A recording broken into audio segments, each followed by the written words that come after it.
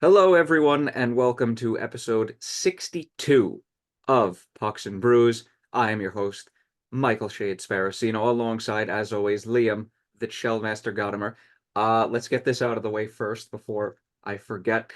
And as I forget to say this on a lot of episodes, but I'm remembering now, damn it. Everybody, grab a drink of choice. Mine personally is, as always, a medium Dunkin' cold brew, not sponsored, by the way. You Uh, mentioned it and you showed the logo. Looks like a Well, I sponsorship to me. I specifically say not sponsored, so I don't think we can get copyrighted for that, at least as well as far as I'm aware. I'll double down. Not sponsored. Not Nah. not no. I am doing this so badly. There we It's go. just There we go. it's just iced. He's It's just just drinking iced. That's it. so cheers, everybody. Whatever Cheers. you I have red solo cup. Could get sued mystery for that too. mystery It's not drink. mystery. It's just water. It's just ice. Ice. All right. It's the big ice though. I'm more of a fan of like the small ice, Mm. like the cubed ice. Yeah. What a start to this episode, huh? Yeah, what is the cheers, buddy. Yes, cheers, cheers, 100%. Oh, I needed that after my nap earlier.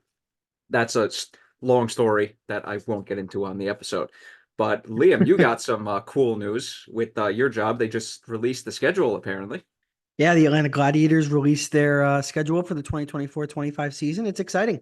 Going to welcome some new opponents to Gas South Arena and going to travel to Kalamazoo, Michigan, Toledo, and Worcester, Massachusetts, which should be fun. Is that how you pronounce that? Worcester. Yep.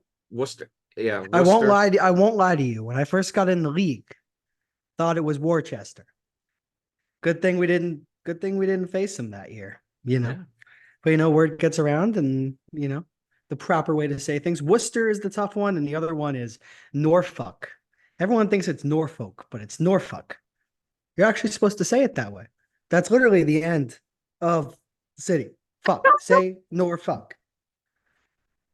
I did not. Oh, that is fantastic. I did not know that. So I called a game against the Admirals. Gladiators were playing the Admirals at the end of this season. And every single time on the call, I said Norfolk. They could have gotten me for that, but you know what? That's the proper way to say it. Got to do No, things the right way. Norfolk and Worcester. Worcester. Worcester. Norfolk and Worcester. It. This is a great start to the episode. I gotta admit. Some of the other interesting ECHL names are escaping me right now, but those are definitely two. Worcester and Norfolk.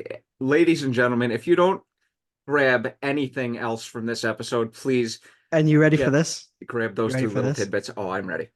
The NHL affiliate of the Worcester Railers for many years has been the New York Islanders. Just a little interesting tidbit. Interesting. Interesting. Take those three tidbits of information. I am gonna have so much fun with Norfolk. You don't understand. I am gonna have so much fun with that. I will send you the dates, Shades, so you can listen to that game if you have some free time. And I'll really hammer it home for you.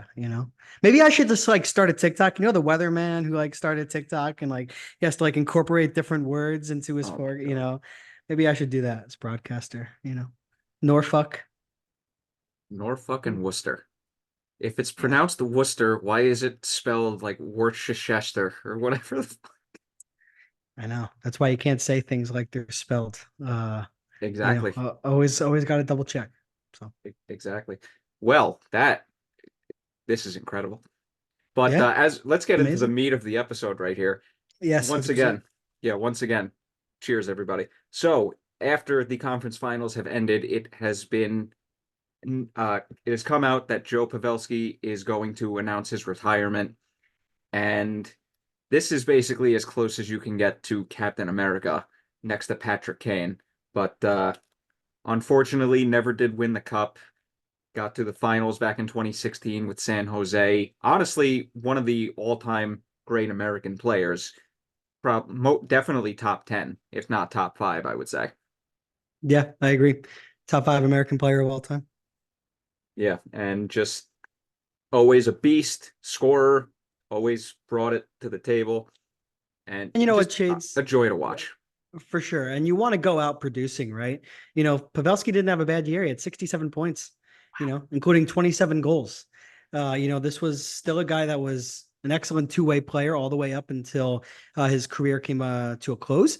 And one of the premier deflectors in our game, right Oh up yeah. there with Chris Kreider as the best of all time. But like you said, Shades, it's hard not to note that, he does not come away with that all elusive Stanley Cup ring. And he's one of many players on those San Jose Sharks teams, right? From 2006 all the way up to 2017-18 that had their chances and didn't cash in. And with Dallas, I think it's got to sting for him to come so far yet, so close yet so far away, rather. Yeah, and what a signing he ended up being for Dallas too. I mean, everybody thought he was done, and then he just fit in that team like a glove. Yeah, when a 34-year-old becomes an unrestricted free agent, it's kind of a tough pill to swallow to bring him in on a multi-year deal. And Dallas, like you said, really gave him that opportunity. And just think about the year that he had, right? After signing with Dallas, he was fantastic. He put up 81 points in 2021, 2022. That was in 82 games. He was almost a point per game player, at north of 35 years old. So just incredible stuff all the way through his career. And, credit to Dallas, for giving out a contract to an aging player like that, because Shades, you don't really see that work out too often.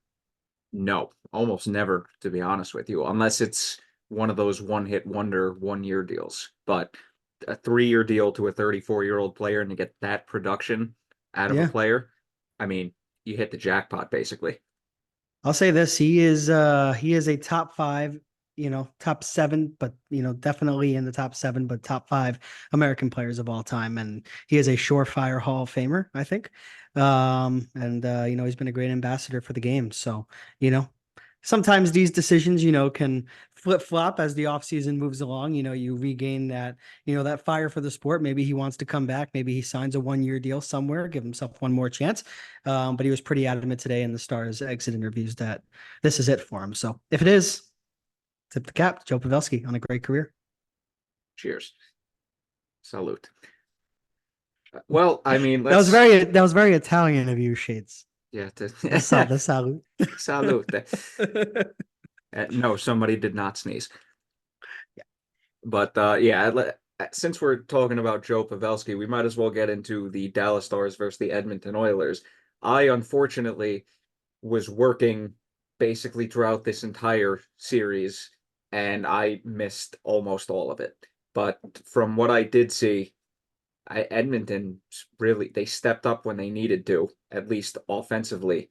Stuart Skinner held it down, and they kind of squeaked game 6 out. But if you have or want to elaborate on the series, please go ahead. Yeah, I thought it was a close series, to be honest, and this followed the same trajectory of the series we'll talk about next, the Rangers and the Florida Panthers, like game for game. So I found that to be very interesting. I think Dallas, I didn't really see that level of urgency from the Stars, especially after they went down, 3-2, and then they end up, of course, losing the series in 6 games. But you lose game 6, an elimination game for your team, while only surrendering 10 shots on goal. So I don't know how you can go back to the dressing room if you're Pete DeBoer and tell that group of players who had gone through a absolute gauntlet to get to where they were. I mean, they had to take down two very, very good teams on their way to Powerhouses. the conference final. And again, yeah, powerhouses. And it's got to be even more crushing for that specific group. Pavelski, Jamie Benn, Tyler Sagan, Miro Heiskanen, because they had their chance. They had their chance at that Stanley Cup, and they bowed out to the Tampa Bay Lightning. So Edmonton Oilers. and Oh wait, you're right. the Edmonton, yeah. It took me a second, but okay. And then the Oilers, they win this series in 6. The goaltending had to step up, and it did. But I think it was very close, and I'm kind of surprised that Dallas wasn't able to force a game 7.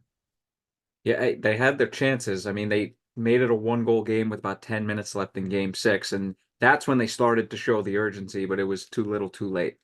And I don't want to put too much emphasis on this point, but I don't think a lot of fans are talking about it.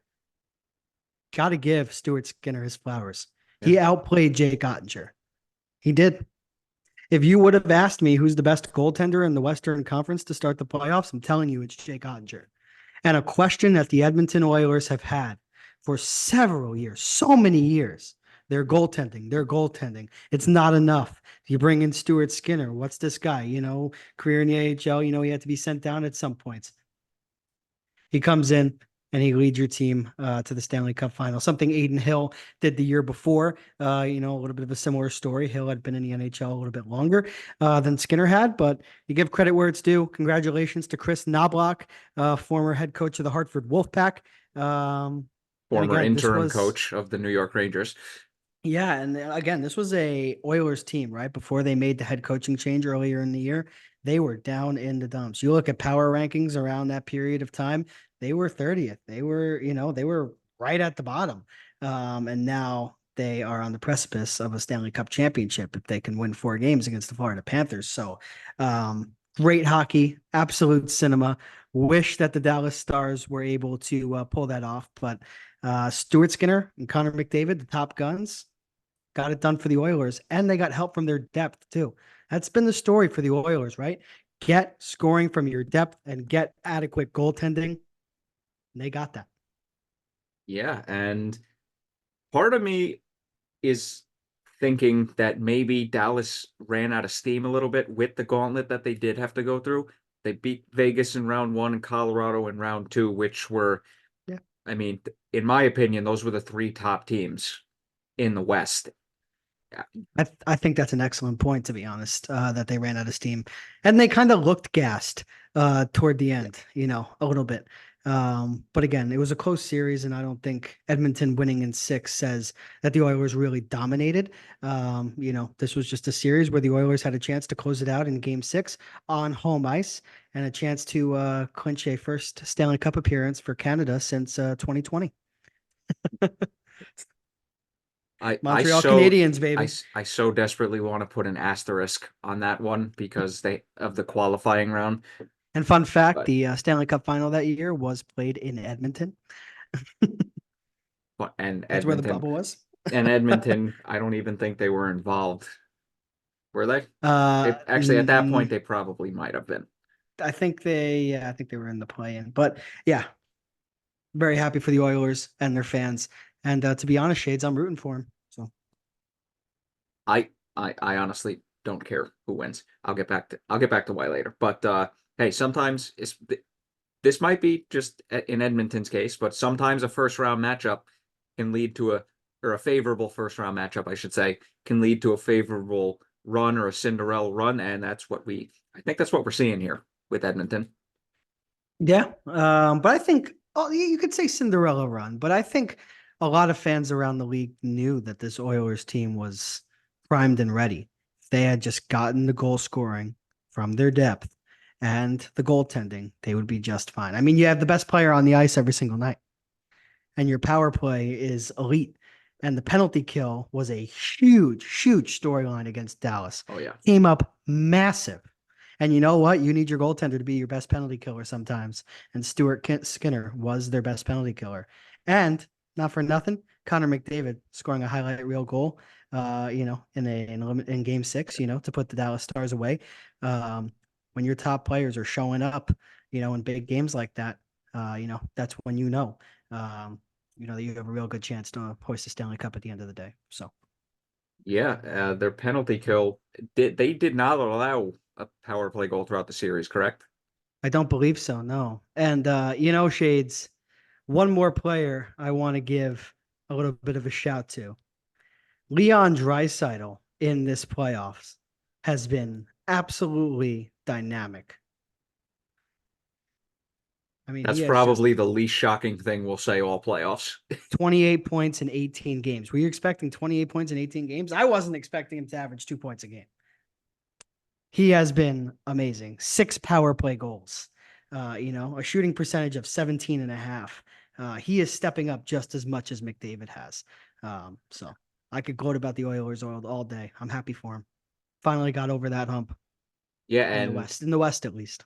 yeah, and this was a strange series in terms of special teams because neither team scored a power play goal until game 5.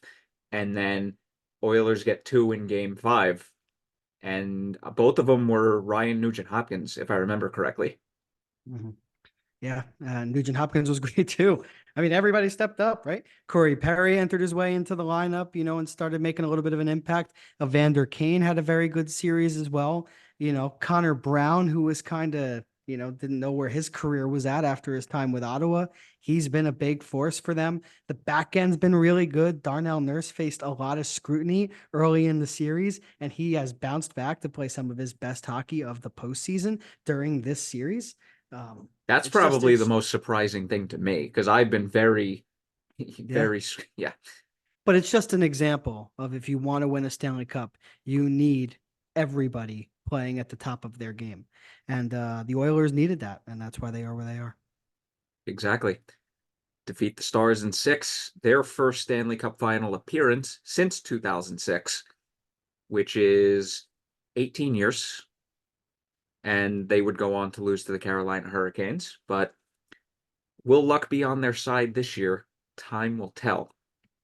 Going to the Eastern Conference, speaking of good teams, Florida Panthers beat the New York Rangers in 6 games. And something you just said about 30 seconds ago, Liam, speaking of top players stepping up, the Rangers' top players did not. I will save the rant for a couple minutes from now when after we break down the series. But just just being honest here, from beginning to the end of the series, Florida was flat out the better team. They were executing better. They were able to contain the Rangers on the power play for the most part. And that is just a very well built, well coached team. And they got the job done.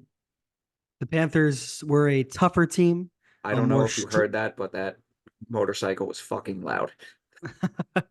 I did. The Panthers are a tougher team. They're a more structured team than the Rangers. They were getting better defense out of their forwards, which I don't really think was a surprise. The special teams was in favor of the Panthers on both sides. So when those things aren't going your way, and really, Shades, the only thing the Rangers had going their way and had an advantage over the Panthers was goaltending.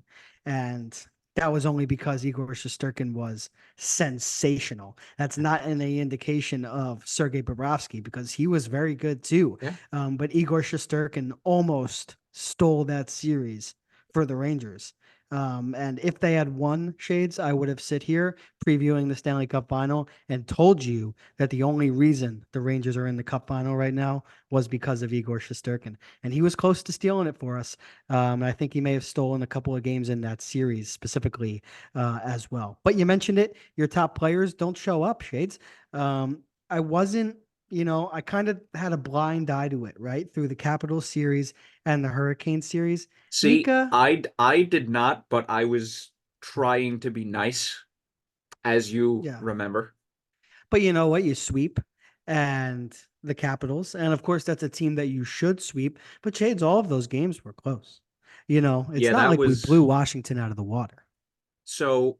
Remember when Brindamore said last year, or was it the year prior? I'm telling you, brain is scrambled eggs. When the Carolina Hurricanes got swept in the conference final, it was last year, where he said we didn't get swept.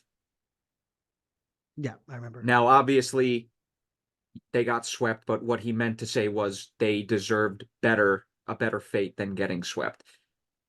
The way the Capitals played, they probably deserved a better fate, but they just didn't have the talent.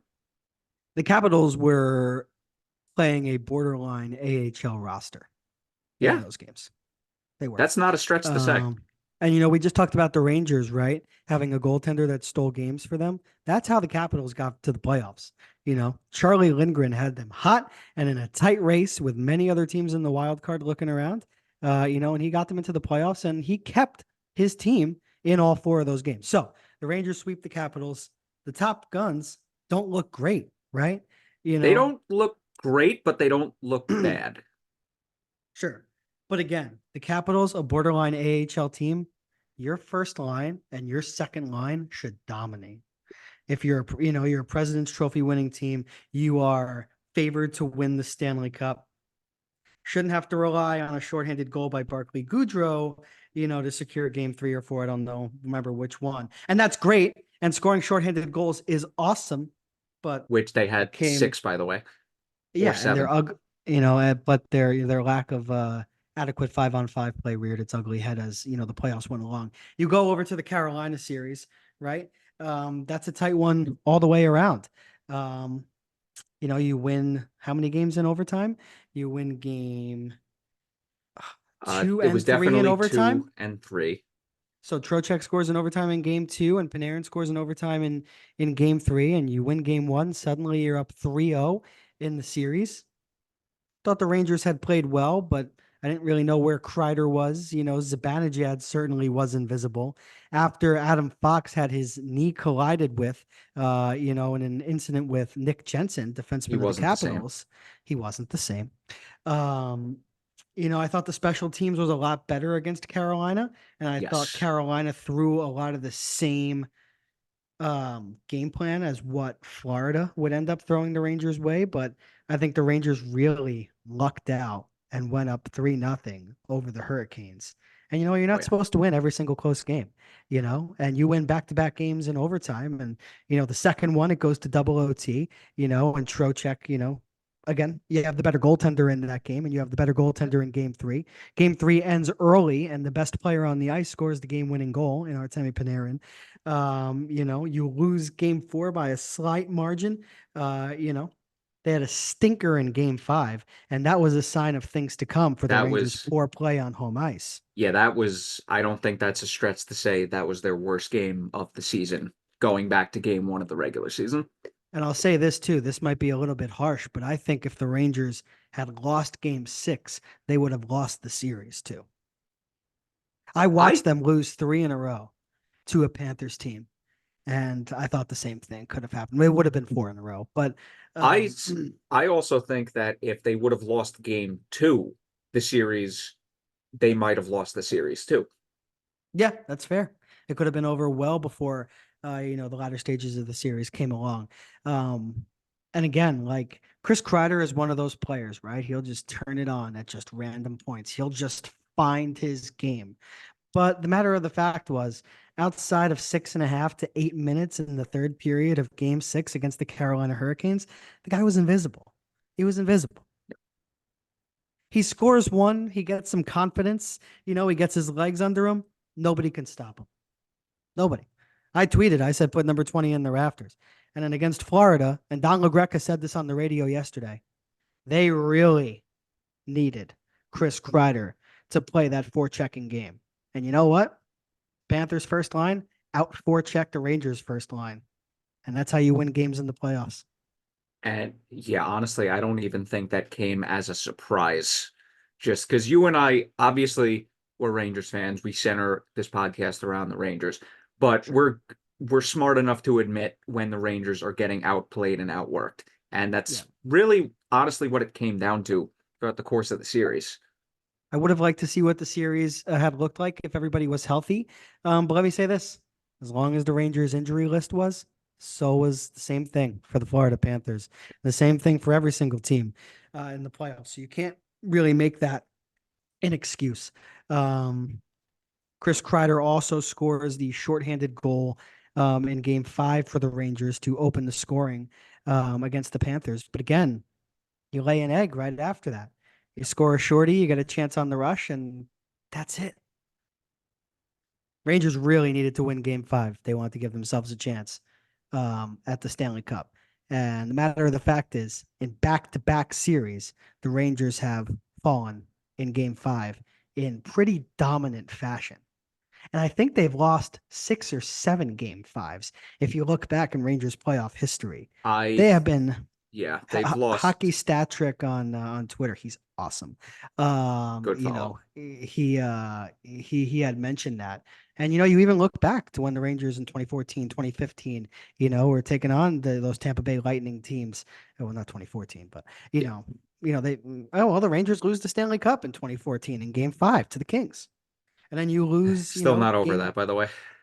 Yeah, then you lose game 5 against Tampa Bay, win game 6 thanks to a Derek Brassard hat trick, and then lose game 7. So this has been the way things have gone for the Rangers in recent history. And it's unfortunate, but like you said, Shades, we're smart enough to let you know when the Rangers are getting outplayed. And outside of the goaltending position, the Rangers got outplayed all throughout in this series. Yeah, and to harp on that stat, they've lost 5 consecutive game 5 or home game 5 conference finals, game 5s. I could have worded that better, but you know what I mean. Yeah. Like that's that's pretty inexcusable at this point. Now, granted, one of the last times they did it, or it might have actually been the last time that they did it, they went on to win the cup in 94, but this team was not 94. Yeah.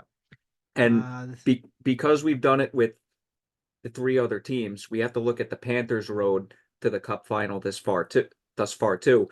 In the sure. first round, they go up against let's face it, the over the hill Tampa Bay Lightning team, that team is honestly hanging on by a thread at this point.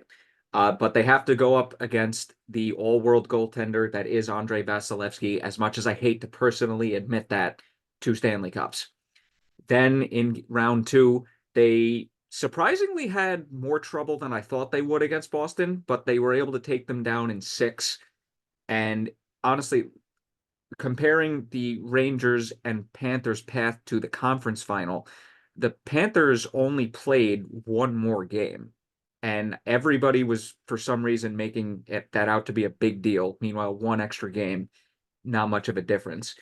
But they were ready to go in game 1 against the Rangers. And honestly, even though there was some close games and the Rangers did take a 2-1 series lead against them, I don't know. It just never felt like we had it just didn't feel like our year. That was just to me personally, based on the way we were playing. I think there were a couple of moments where the Rangers could have really taken control of this series. I look back to Mika Zibanejad's crossbar Mm. in game 4. Yes, game 4 That when now they that was the one where it chance to went give them a off. 2-0 lead. Yeah, Yep. that was the one where it went off Bobrovsky's shoulder, then the crossbar, then almost hit him on the way back, right? That's right. And if the Rangers get a 2-0 lead at that point, maybe that game doesn't get to overtime and, maybe the Rangers squeak out a win. You win both games in Sunrise and you're up 3-1. And then the Rangers would go on to lose game 5 because they always lose game 5. Yeah. But of course, in that hypothetical, but a couple of moments that stood out. Um, but man, oh man, especially in game 4 and in game 6, Igor Shesterkin was the only reason the Rangers were in those games. Yeah. I mean, he was sensational. That turnaround save that he made, that pad save on Tarasenko, Oh where he yeah. went all spinning around in the third period in the opening 2 minutes, unbelievable. Of course, Tarasenko, his fellow countryman, gets him back, scoring Literally the scores the series series clinching winner. goal. Yeah, but I cannot talk enough about Igor. Terrific, best goaltender in the playoffs, hands down. Even if Sergei Bobrovsky shuts out the Oilers 4 straight times, I don't care. Igor was the best goaltender in this playoff. Terrific. Just to touch on the Florida Panthers run to the Stanley Cup Final, Shades. I think the Tampa Bay Lightning are over the hill, but not by much. I still think that they're a tough out. And again, Andrei Vasilevsky was the best goaltender in that series, and Sergei Bobrovsky outdueled him. And you know what? I watched that series from start to finish. It wasn't really close. It wasn't close. I'm glad you brought this up because this is the next point that I was going to bring up. If you look at solely Bobrovsky and Shesterkin on their road to the conference final, you look at the difference in save percentage. Shesterkin needed to be every bit of that 928 save percentage that he was. I could be getting the math wrong on this, but I believe that was the save percentage through 2 rounds. Bobrovsky's was only at a 910. The Rangers played one more game. That just goes to Yeah, show you it's like you can have okay goaltending with a great team and make it far. But if the Rangers don't get that goaltending from Shesterkin, you're not even looking at a conference final appearance. I agree. And the Panthers go on their second round, Shades, to face the Boston Bruins. And the Bruins were a team that, although could not match up talent-wise to the Panthers, they could hit. And they forced the Panthers to amp up their forecheck. And by the time the Panthers reached the Rangers, they were ready. And even the Rangers facing the Hurricanes, who have a very good forecheck themselves, wasn't enough for the Rangers to overcome that. So I just want to give credit, to the Panthers. They took Yeah. down a Boston Bruins team and a Tampa Bay Lightning team. Both are very good in their own ways on their road to the Stanley Cup Final, including their win against our New York Rangers. Yeah. And honestly, I personally, I don't have anything against the Panthers. I just thought they just played a very good series and they played basically a textbook closeout game in game six, but props to Igor Shesterkin for playing sensational. Now Salute. it's, yeah, salute. Now it's time for the rant. Oh, where do I even begin? Oh my God. I have been holding this shit in for like 3 days. I partially got it off my chest the other night, but I've seen enough of this core the last 3 years to know that this core ain't it. I've I've seen enough. I mean, Zibanejad, he started the playoffs playing okay, but once the Carolina series started, the production wasn't there. He got what? No goals, 2 assists, seemingly. He didn't get a goal. He was practically invisible against Florida.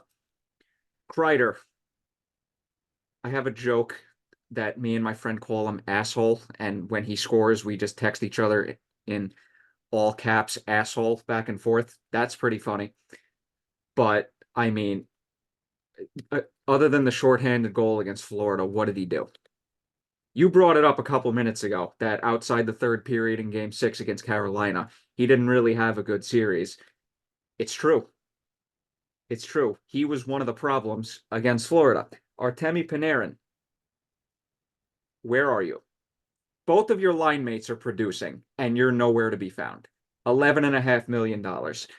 Trouba, unplayable towards the end of the playoffs. Him and Gustafsson were just two complete liabilities when they were on the ice. The stat that was going around Twitter about Trouba being on the ice for more than half the goals scored against them the entire playoffs. Yeah, he deserved to be on the ice, all right, because of the way that came out wrong. He deserved to be the leader in that stat based on the way he was playing. I'm just going to specify one play in game six against Florida. What the fuck are you doing going for a hit on a guy that doesn't have the puck when they're coming into the zone? Completely taking yourself out of position for no reason, leading to a goal. Rangers go down 1-0. There were certain players this entire playoffs where if you singled them out and just watched them alone, it was completely infuriating. Trouba was at the top of that list. Roslovic, deadline acquisition, practically invisible. Wenberg, I thought he looked okay in the regular season. He's really more of a defensive forward, if we're being honest here. 1 goal the entire playoffs, gave up a second and a fourth. Ended up not being a good acquisition. Ruido played 3 games. That was a waste of a fourth-round draft pick. By far, Jury's worst trade deadline so far as GM. By far. Not even close. Those 3 guys came in and did practically nothing. I think all 3 of them are gone in the offseason. But it's bad when I'm ranting, and I haven't even brought up Barclay Goodrow yet. I can't even talk smack about him because he scored 6 goals. Barclay Goodrow, you deserve some praise. Do I take back everything I said about you during the regular season? No, because you played horrible during the regular season, but you showed up in the playoffs when it mattered. Props to you. Jonathan Quick didn't play. We all know why. Can't say anything bad about him. Miller was a turnover machine against Florida. Schneider probably played himself out of a big contract, but I didn't. I just think his problem was he got worse as the team got worse, and that's kind of this. You can kind of say the same thing for a lot of the different players, but the top guys never showed up. You said it a couple of minutes ago. Kreider getting his number retired to the rafters, that's going to infuriate the ever living shit out of me. And I just said why. Didn't he scored one shorthanded goal against Florida, only goal of the series in a game that we lost, where as soon as he scored that, the entire momentum, the rest of that game, game five, went to Florida. Rangers never recovered. We still have a hole at right wing on the first line. Props to Lafreniere. He took a major step this season. Can't talk any bad about him because him and Trocheck were probably the two, at least in the forward group, favorites for Conn Smythe, them and Igor. Kako, the experiment is over. I hate to say it. Second overall pick, the experiment's over. If he's a third or fourth round pick instead of the second overall pick, we're looking at him a lot differently. But he might get moved this offseason. Experiment's over. Cooley, I didn't think he played bad. I just thought he was the I don't know what the word is or the bad word equivalent of benefactor is, but he got stuck on a line with two guys that couldn't score. Jimmy Vesey was actually probably the glue that was holding our penalty kill together until he went down. That was just a very unfortunate situation. And I don't know. We tried to get Heedle and Wheeler back in the lineup. I don't know if this was a case of them getting inserted back into the lineup ruined the chemistry, but they needed something because you and I have both said it multiple times throughout this episode. They weren't playing as well as they should have been during that 7-0 start to the playoffs.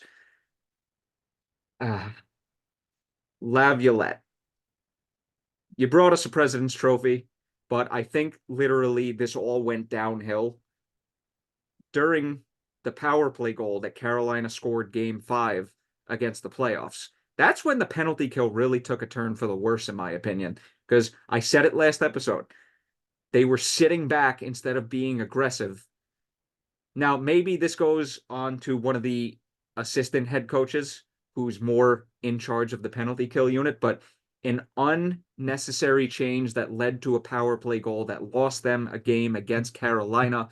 And honestly, the penalty kill, in my opinion, wasn't the same after that. I don't know why they decided to lay back and not be aggressive, but that was a coaching change or a system change that did not need to be made, and it did impact them going forward. Have I missed anybody, Liam? No, I pretty much think you've gone through the entire roster. Oh my God. I still felt like I was holding back, but Shades, yeah. I want to do something similar to what you did. I mean, Liam, the floor is yeah, yours, my friend. thank you. Thank you. I kind of will go, I don't remember exact order, but from what I remember, Shades, you opened up your rant talking about Chris Kreider. He's not a top line player. It's just No. not. It's just not. So I think it's pretty simple. And it's such an interesting case when you're looking at Chris Kreider because power forwards, they've always been known to age poorly. And he has not aged bad statistically. But had a 50-goal season, had well over 30 goals this year. One of the best deflectors and power play players in the National Hockey League. But I touched on it earlier in the episode. He didn't forecheck hard enough. He wasn't noticeable, on every single night. And you know what? When you're looking across the rink at the same guy who's playing your same role, Matthew Tkachuk, first line, right, for the Florida Panthers, goals and assists may not have come for him in the series in the Eastern Conference Final against the Rangers, but he was engaged. He got chances every single game. The forecheck, he never let up on the Rangers. The whole line was engaged. And just when I look at the first line for the Rangers, I look at Chris Kreider, I just mentioned, Mika Zibanejad, who I think took a shot to the midsection in the Carolina series on the power play. And ever since then, I didn't think he was the same, but I don't think he played nearly good enough before that. So I'm not excusing him at all. And he didn't mention any injury in his exit interview. So I'll take it as if you're fully healthy if you're not going to say anything. So Mika just didn't bring it. And like you said, Roslovic to be the answer on that first line was not good enough. It just wasn't. I see what Chris Drury was trying to do: catch lightning in a bottle, bring in a guy that has chemistry with one of your top players. Roslovic and Adam Fox, very close friends, played with each other in juniors. Just didn't work. He's on your first line, and Jack Roslovic is a player. He's skilled, but he is a type of player that is going to get eaten up against a team like the Florida Panthers. And he got eaten up so bad on that right wing, even before the Eastern Conference Final, that Peter Laviolette had to go and pluck Filipino and put him in that right wing in a little bit of an emergency move. And early in the Eastern Conference Final, when it didn't work out, Laviolette said, excuse my language, "Oh, fuck, I don't know what to do with this first line. Let me get Wheeler back in there. I maybe won't put him on the first line, but I'll cycle him in there, see if he finds his legs." Brutal penalty leads, to the Rangers, losing that game. I don't want to blame it on Blake Wheeler. But again, it was a panic move by Laviolette, all going back to the fact that the Rangers did not acquire the type of player they needed to play on that first line. And look, Frank Vetrano might have been that guy. He's the only right winger that has come in and played with Zibanejad and Kreider that has gotten the most out of those two players come the playoffs. Roslovic got nothing out of them. Hedel, who was probably playing a little bit tentatively because of his concussion history, didn't have enough on that first line. You put Wenberg back up there in a winner go home game 6. I didn't hate the move, but again, that's a panic move, and you shouldn't have to do that if you're the head coach. But Chris Drury put his team in a position to where Laviolette had no choice but to cycle 3 different right wingers on line number 1. Now, on to line number 2. Alexis Lafreniere playing on the right wing with Panarin and Vincent Trocheck. This was his coming out party. He is going to be an impact player for years to come. We've got him. Sign him long term. He probably is our future captain. I think he was one of the few legit bright spots all the way through until the Rangers got eliminated. Trocheck was awesome up until game 4 of the Eastern Conference Final. Game 4, game 5, and game 6, he was invisible. I'm just saying. But he was fantastic before that. But you need your top guys. And when your number 1 center and Mika Zibanejad isn't performing, you damn well need your number 2 center to come up big. And if your number 3 center is Filipino, who hasn't played through the entirety of the season, and that's no wonder why your 4th line center is the one who has 6 goals, because he is the only player down the middle who was producing outside of Trocheck throughout the entirety of the playoffs. Anyway, Panarin,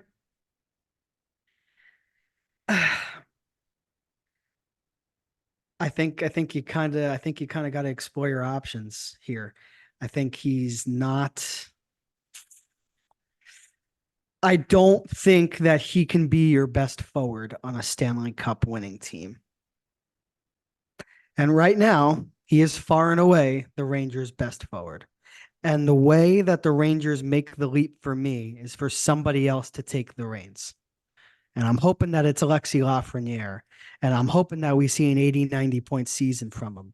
But Panarin doing it all by himself, it's those days are over. And he's only aging. And I didn't say this with Chris Kreider, but I'll mention it in this conversation with Panarin too. These are 2 players who are 32, 33 years old. Great careers. But when you're looking at players, maybe Panarin's a little younger, 30, 31. Panarin is 32, Zibanejad 31, Kreider 33, Trocheck 30, Trouba 30. When you have players who are around that age shades, you are who you are. So Kreider is who he is, and Panarin is who he is. So it's the definition of insanity, doing the same thing over and over and expecting a different result. And I think when you have 2 superstar players, arguably your 2 best forwards, your highest producing forwards in Panarin and Kreider, they're not reaching that level. There are some decisions that have to be made. And Shades, you mentioned it, and I couldn't agree with you more. $11.75 million. That is going to strap you financially. And right now, Panarin did not provide enough in the postseason to warrant that cap hit. Okay, You move on from Panarin. I don't want to rip on him too much. just He for the nearly sake had 50 goals. just for the sake So of accuracy, 11.642 857. I'm sorry. 11,642,857,000 Yeah, exactly. $857 cap hit, but 11 points up, close enough. Shades, we move on to the third line. And I'm going to save Capo Caco for last in this discussion Oh because it boy. really is one of the toughest things to talk about and kind of be honest about. Shades, the Rangers had one line that had the second highest expected goals in the playoffs of any other team in the league. And that line was Kako, Cooley, and Wenberg. I'm just putting that out there.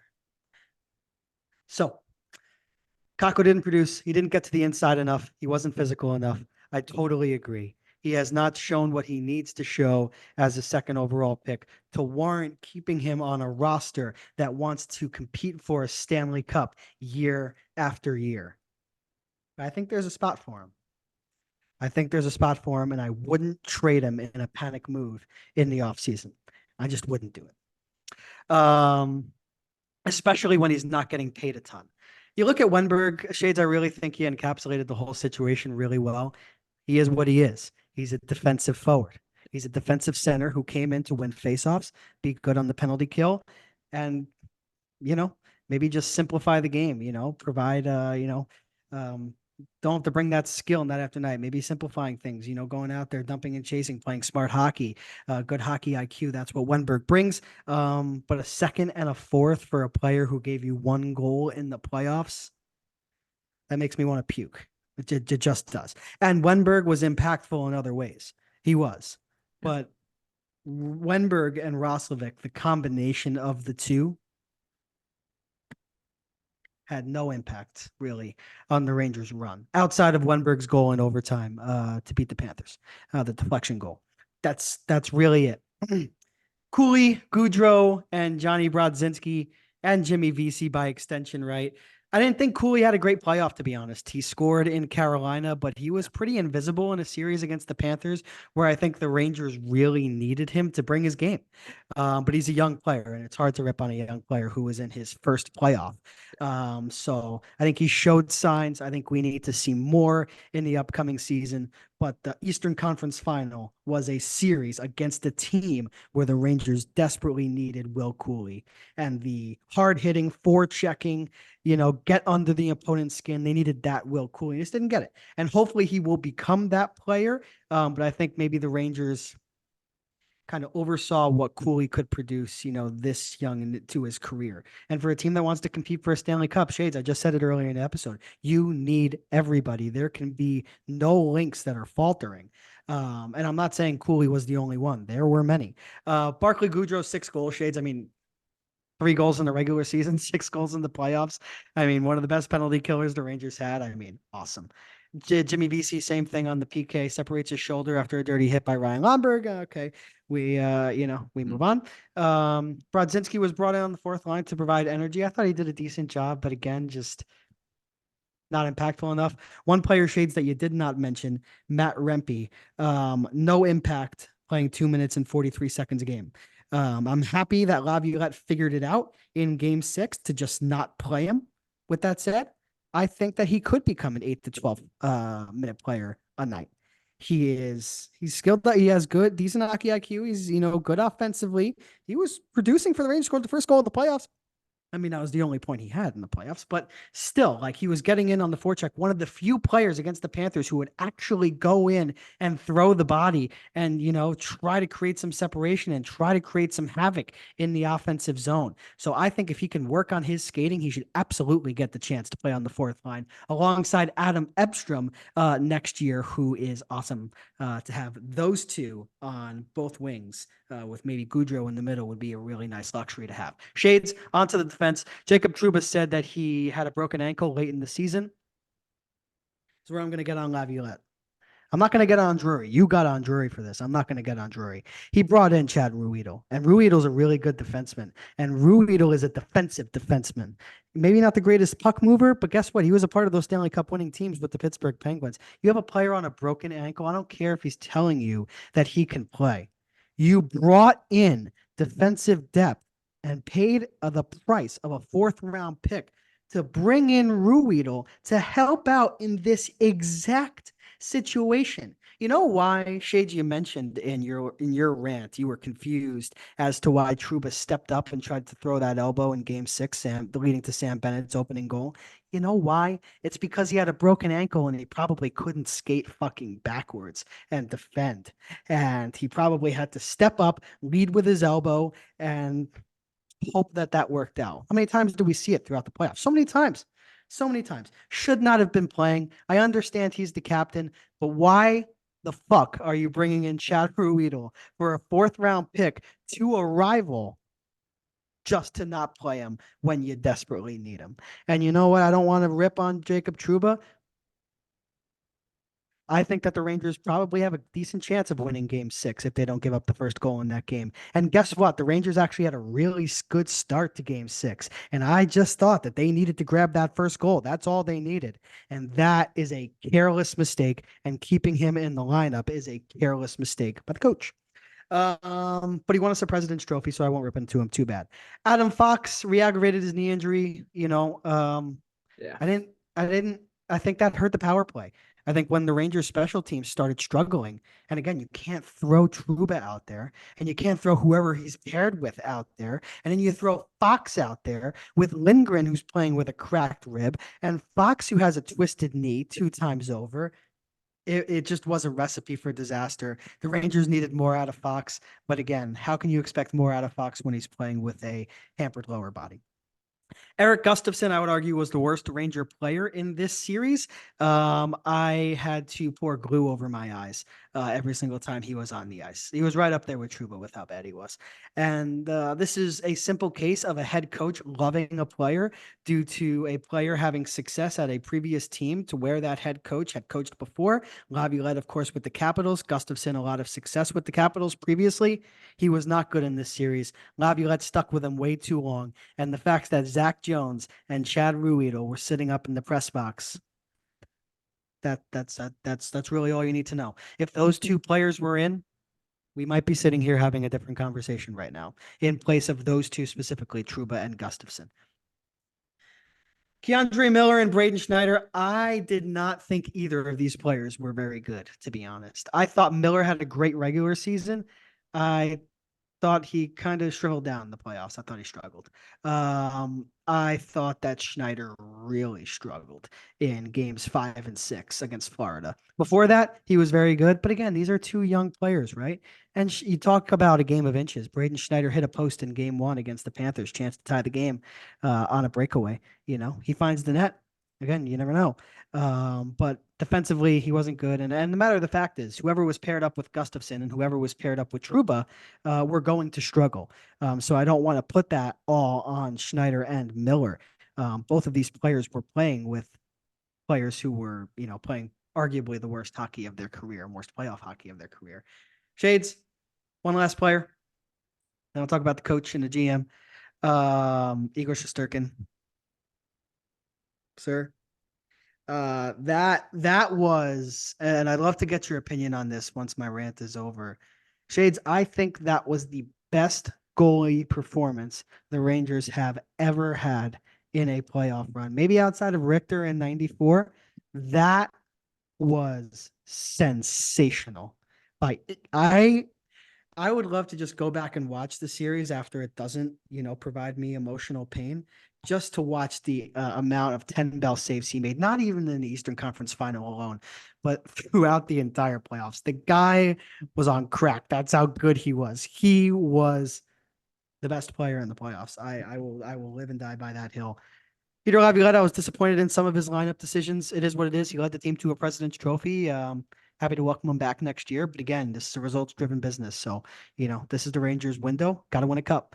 And I'm confident that Chris Drury will restructure this Rangers team to where they are better matched, for a potential Eastern Conference final against a team like the Florida Panthers. Rant over. All right.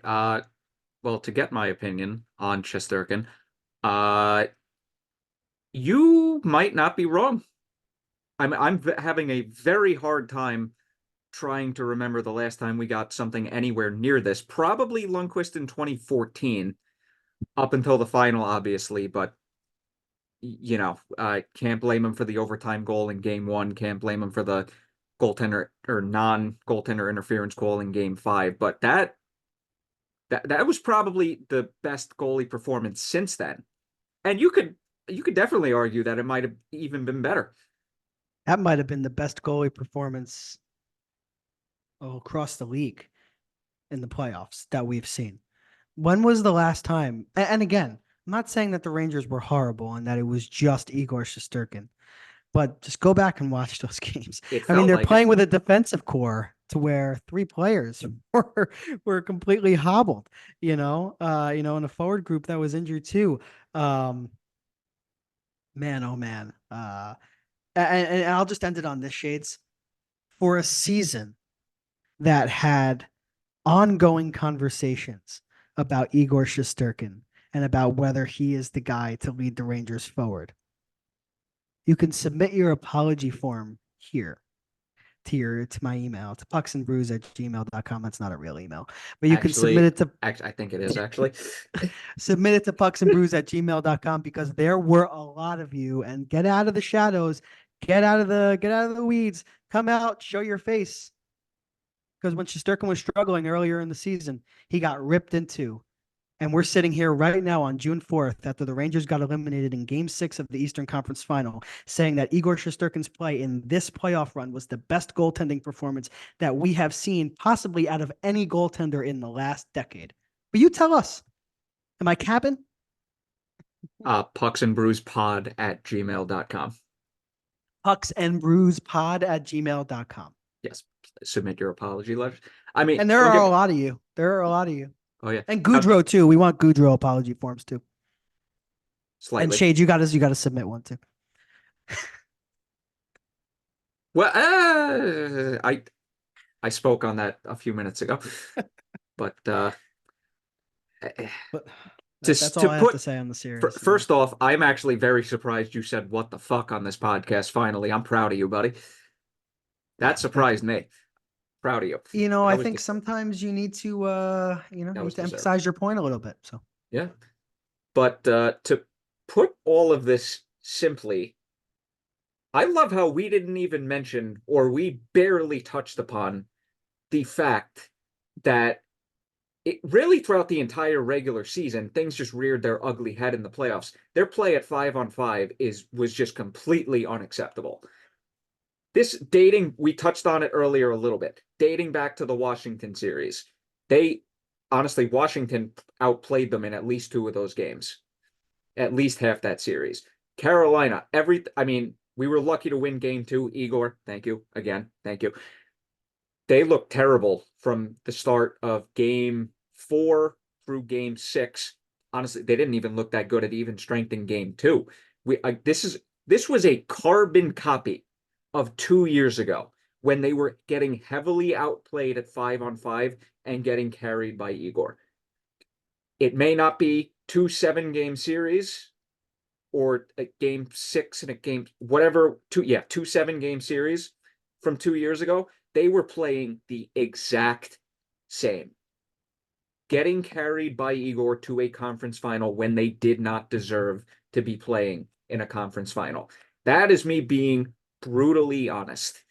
Carolina, they were lucky to get past them. The only reason Carolina lost that series is because Freddie imploded in game six and Kreider just, hey, as much he won them that game. They won that series because of that third period. Did they deserve to win that series? Probably not. But here we are. We were in the conference final against Florida. Their bullshit finally caught up with them. And once again, it's another year where they're on the outside getting eliminated, looking in, where the team that beat them could very well go on to win the Stanley Cup. But you know what, Shades? You need to get knocked down on your ass to get back up. And we saw the Panthers, a really good team last year, losing the Cup final. And I think they came out with a motivation that the Rangers didn't have. They were there.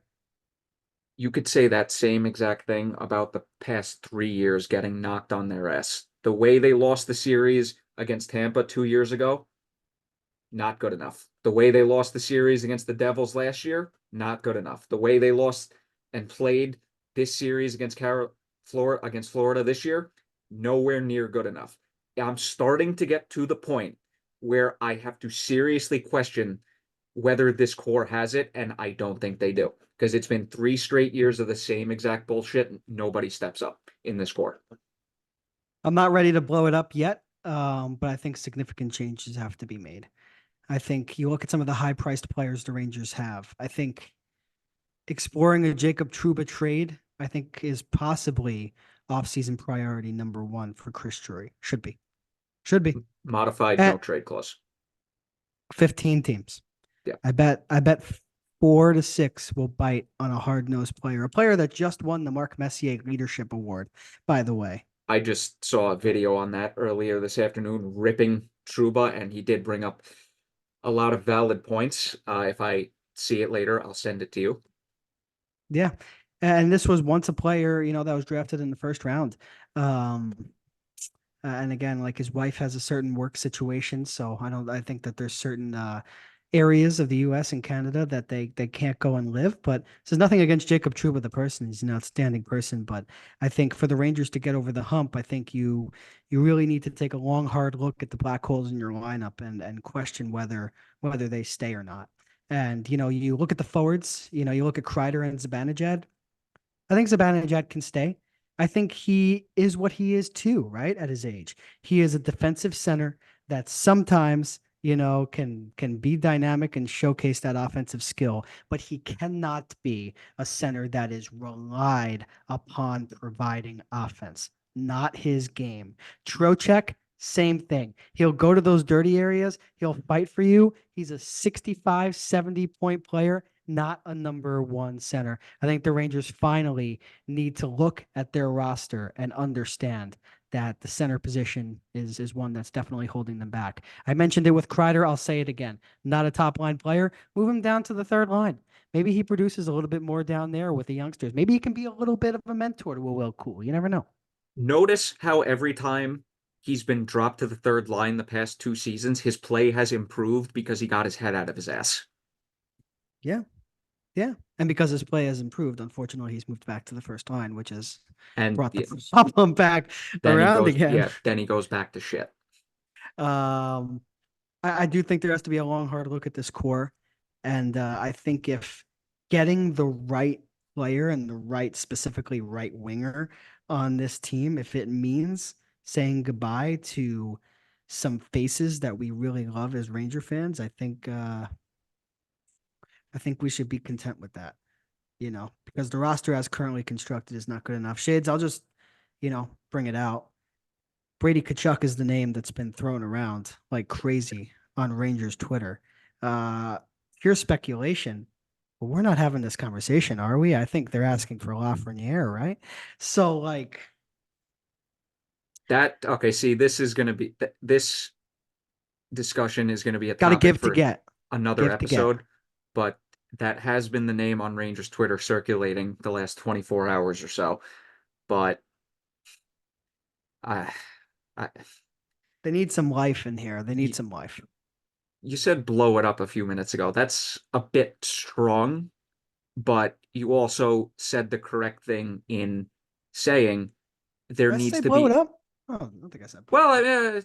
you didn't mean like blow it up, but I know what you were trying to say. The Yeah. blow it up as in shake up the core. Yeah. It needs a shake up. That no, definitely they need a shake up because you look at the last 3 playoffs, the 3 series that they've lost: Tampa, New Jersey, Florida. The big guys don't show up when they're needed the most. It's the unfortunate truth. And we touched upon it so many times this episode. Gustafsson and Truba were borderline unplayable. This defensive core does not have, they're not the 2015 Blackhawks core where they can roll out basically four and a half defensemen and the half defenseman being Timo Timonen on the, 18th hole of his career. They just don't have that. It's the sad truth. It is. And I'm excited to see what Drury does. And hey, we talk about Wenberg and Roslovic, right? And kind of the disappointment that their production brought. Dolan really didn't want to trade the Rangers' first round pick because the draft's at the Sphere. Let's see what the Rangers do with that pick. Let's see number 30 overall. Let's see what they got and kind of let's see where they go from the draft. But the team cannot look the same as it was at the start of the playoffs. I think there at least needs to be 4 to 6 changes from what we saw in game 6 against the Panthers. We At brought it least. up many times this episode, and somehow I haven't brought this up yet, but the hole at first line right wing dates back to the Buchnevich trade. They found a good band-aid in Frank Vetrano. That was it. Yep. That was it. Ever since, before and after that, it's been a hole on the roster, a gaping hole. They haven't figured it out. When is he going to address this? When is Drury going to actually address this? Because it's been 3 seasons now. It has to be now. It has to be now. Because Lafreniere has found a home on that second line. Yeah. So you really don't want to change that, right? Unless you're getting rid of Panarin, which I think would be a panic move. The first line right wing needs to be addressed, and it needs to be addressed this summer. And if it's not, the Rangers are not winning a Stanley Cup next year. So that's just it. Unless you make a trade at the deadline. But again, you can't say that the Rangers haven't tried. They made the big splash with Patrick Kane. I mean, there's not a right winger that I think many top line centers would rather have on their wing other than Patrick Kane. But the fact is he wasn't healthy and he wasn't Patrick Kane when he was here. And now he is, now that he's with the Red Wings, because of course. Yeah, that was a situation of right player, worst possible time. Right. But the Rangers Now, need somebody like that on that wing. now the Tarasenko Mikkola trade, you make that trade 100 times out of 100. Yeah, that was a good one. But Now Mikko is playing in the Stanley Cup Final in the top 4 for the Panthers. Good for him. and you said it earlier, Tarasenko scored the series clinching goal because of course he did. Yeah. But Yeah. I just want to mention one last thing about Game 6. Did you also just laugh when Panarin scored with 1:40 left? I just laughed. I just don't. Internally a little bit, and I was trying to get my optimism back up when I texted you in all caps, "We ain't dead yet." Man, did that text look stupid in hindsight. Narrator, they were dead. They were dead because that was the one defensive lapse that Florida had in the second and third period in that game. It was Matthew Tkachuk couldn't get a puck out of the D zone, and Nope. Panarin snipes it upstairs. And then, of course, that's the most Rangers thing ever, right? Just not being able to set Right. up after getting within a goal with 1:40 left. Yeah. And also, Laviolette never used his timeout, I don't think. So many things you can go to. The Rangers are eliminated. That's it. Yeah, we basically laid it all out there in the last approximately 37 minutes. Yep. But you said it perfectly several minutes back. They are what they are. We brought up the big 4 names. They're all on the wrong side of 30. Drury's been the GM for 5 years now. Might be a little shorter. 4, 5. Might be 4. Yeah. He's again, we're going to get back into this more in depth during the off season, but he's got to grow a pair and make a big change because the team currently as constructed, I said it a couple minutes ago, the last 3 years have shown this core ain't it. I'm excited to see what it is. Well, now that the rant is over, which we went for a lot longer than I thought we would, but we had a lot to get off of our chests, as everyone listening and watching can clearly tell. Why don't we do a quick preview of the Stanley Cup Final, Liam? How does that sound? Let's do it. So the 2024 Stanley Cup Final is set. Florida Panthers versus Edmonton Oilers. Florida Panthers looking to capture their first Stanley Cup as a franchise. Oilers looking for their first since 1990, when Mark Messier was still on the Edmonton Oilers. Well, we've went through it pretty much earlier in the episode, but Edmonton going through LA, Vancouver, and Dallas, Florida going through Tampa, Boston, and the Rangers. Well, let's break it down, shall we? Yeah, let's do it. First and foremost, let's look at the goaltending. We got Sergei Bobrovsky going up against Stuart Skinner. Stuart Skinner's turned heads this playoffs, but I don't know. Will Bobrovsky outduel him? That's the real question here. Yeah, I'm gonna go out on a limb here, and I'm gonna say that the goaltending is not going to be a very big storyline in this series when it's all said and done. I wouldn't be surprised if we saw a number of tight one-goal games. So that's where I'm at with the goaltending. Sergei Bobrovsky is the better goaltender. He's the more polished goaltender. He's been in the league far longer. The hotter goaltender, I think, is Stuart Skinner, and sometimes having the hotter goalie wins you the cup. So it's but for me, it's not as big of a story as it might be in other Stanley Cup final matchups. Going to the defense, at least on paper, advantage Florida, but with I would probably still give the advantage to Florida just because of the way they were able to limit the Rangers and just how much they were able to limit the Rangers. But Edmonton's defense, I mean, they did just enough to get the job done against Dallas. They did, and to be honest, I didn't think that they were going to get the job done. It's really an interesting decor when you look at it, right? I love Matthias Ekholm. Yes. He is a number one defensive defenseman. He's what you need. Let me tell you something. Shades, you're a huge hockey fan, right? I know you're a huge hockey fan. Big, big hockey guy. Can you take a guess how many points Evan Bouchard had this season on the back end during the regular season? 60? 82 points in 81 games and 27 points in 18 playoff games. Yep. The number 10 overall pick in the 2018 draft. He might be the best defenseman in this series. And that's saying something. Darnell Nurse really struggled. A lot of scrutiny behind him. Brett Kulak, Philip Broberg, Young, Cody Ceci, So, yeah, for me, advantage Florida when it comes to the defense. I love Gustav Forsling. And like you said, they shut the Rangers down. And Shades, I didn't think that Nico Mikkola was going to be able to shut the Rangers top line or, top two lines down. And he and Dmitry Kulikov really did that. That was my worry for the Panthers, and they handled it just fine. The defense, especially the offensive production coming from the back end for both of these teams, very interesting. And on to the forward group. You got Matthew Tkachuk, Carter Verhaeghe, Sam Reinhart. Fun fact, 3 of the top 4 picks of the 2014 NHL draft are on the Panthers in the Stanley Cup Final, Leon Draisaitl being the sole one on Edmonton's end, going up against McDavid, Draisaitl, Evander Kane, net front presence god, Zach Hyman. This is going to be a very, very interesting series.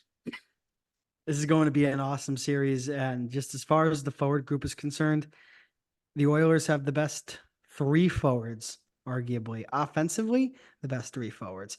And, Alexander Barkov being the Selke winner, I don't want to take anything away from him when it comes to complete players. That's definitely a different conversation.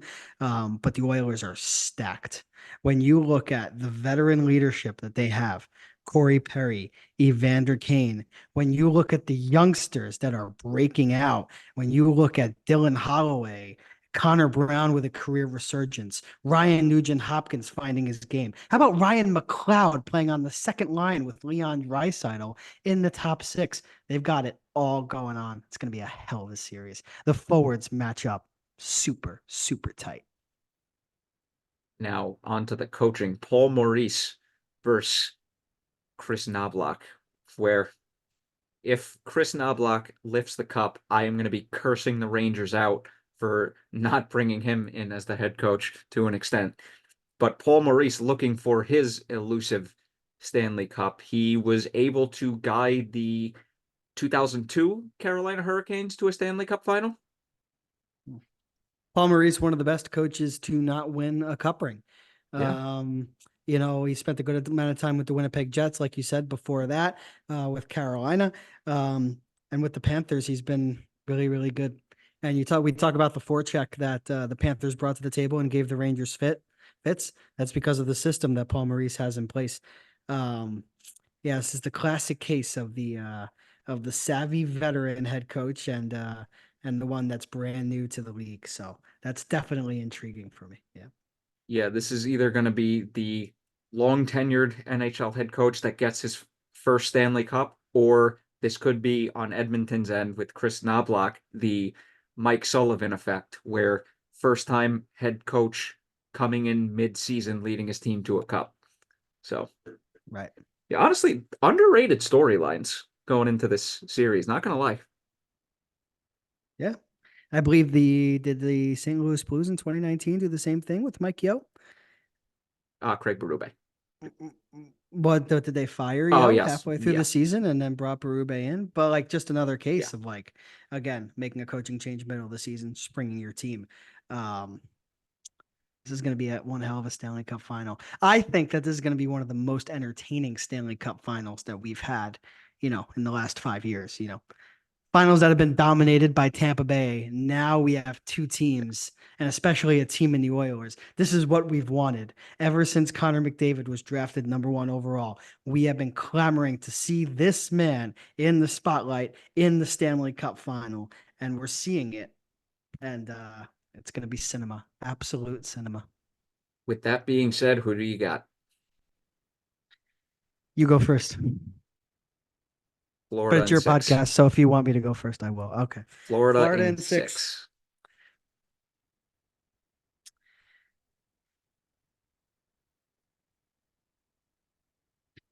six. Shades, I'm inclined to say Florida in 6 too. But I said Dallas in 6 with no hesitation. As did I. Florida in 7. Good night. I thought you were going to swerve me there and go Edmonton. I'm not going to go Edmonton. I just. Okay, I have a It's question. super tough, super close series. I have a question. Both of us earlier in the playoffs said Edmonton is probably going to get to the Western Conference final, but I don't think either. I know I didn't. I don't remember what you said. I was just like, I don't see them as a true cup contender. Does that sort of still linger for you in the back of your head? No, it doesn't. I try not to take it too much stock into recency bias. And, but I look at the Oilers and I looked at their path to the Stanley Cup. Shades, I was pretty confident that they were going to beat the Kings. You I and I really were both didn't. extremely confident they were going to beat the Kings. I really didn't give them any shot in the second round when they went up against Vancouver. I thought it was going to be a close series, but I thought the Canucks had them and they fought through. And hey, Arthur Seelovs being in the net was not the reason why Vancouver lost that series. Edmonton grinded them down and played better hockey. And then once you get to the conference final, if I thought they didn't have much of a chance against Vancouver, I definitely think they didn't have a lot of a chance against Dallas, who had those young guns and Rope Hintz and Jason Robertson and Wyatt Johnston and the veterans like Joe Pavelski and Tyler Seguin and Jamie Benn. The defense was great. They had the best goaltender in the series. And then Edmonton just dispatches of them in 6. This is going to be, I'm going to drop the F word again. This is going to be a fucking fight in the Stanley Cup. And I think it's going to be a fight. It's going to go 7 games. And when you go to a game 7, I'm going to favor the team who has been there before. And the Florida Panthers are coming off a year where they faced a lot of adversity and disappointment in losing to the Golden Knights in 5 games.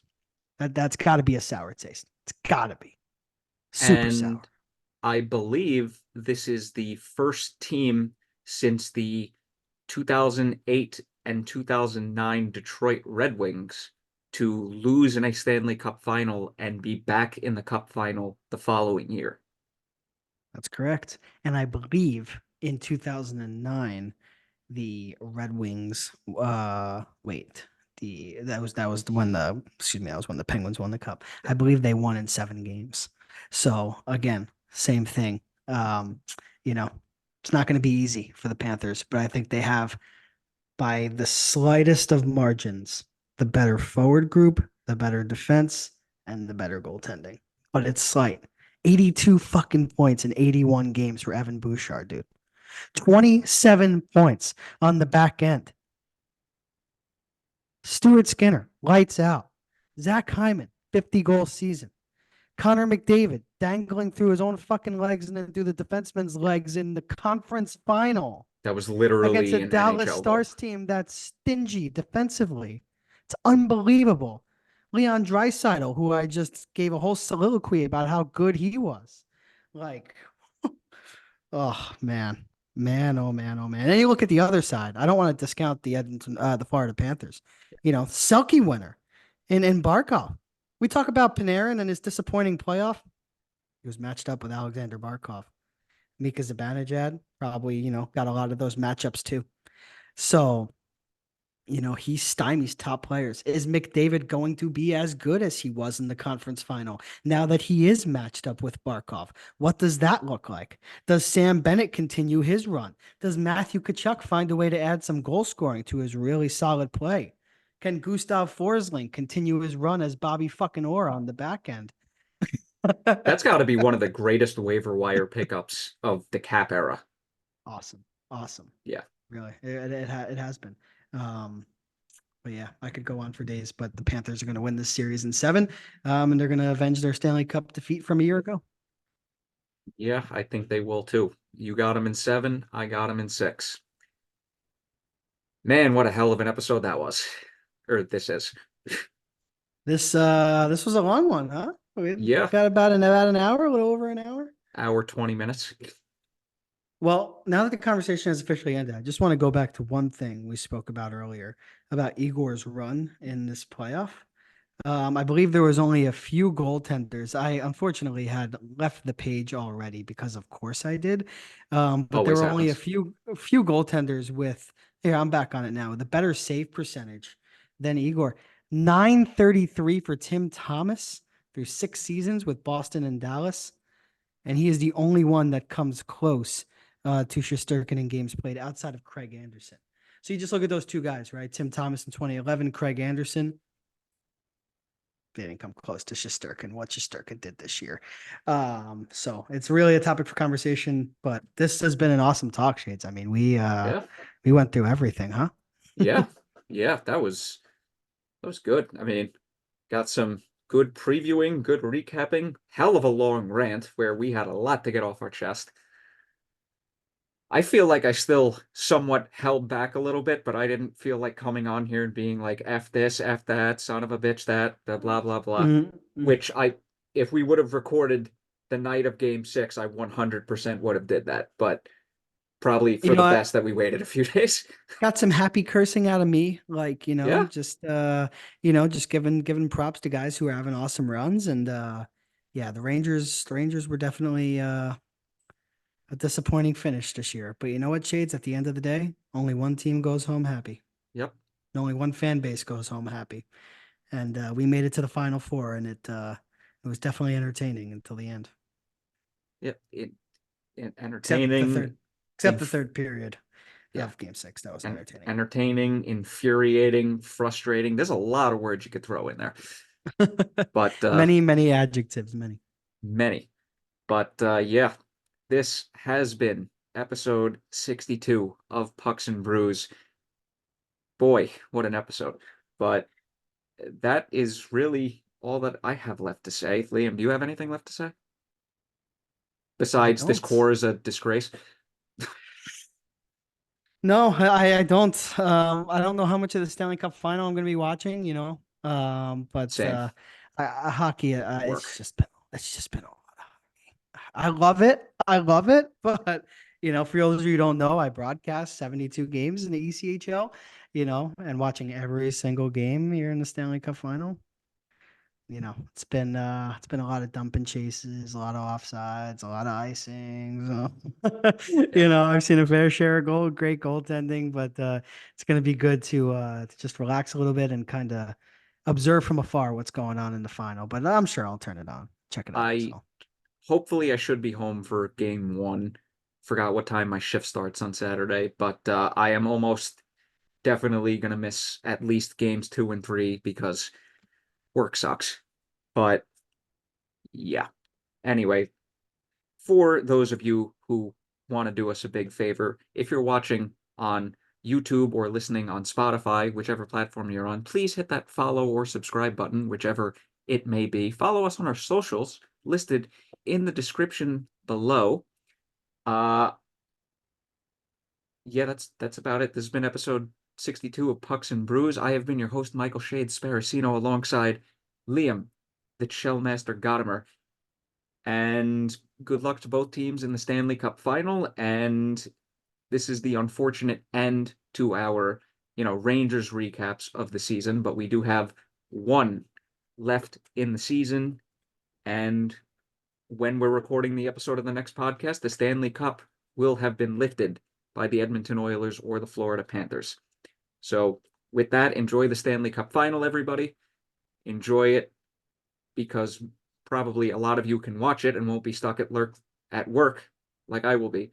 But Liam, cheers to you, my friend, on a Rangers season. I'm at my water now. And take care, everybody. salute. Come on, come on. Salute.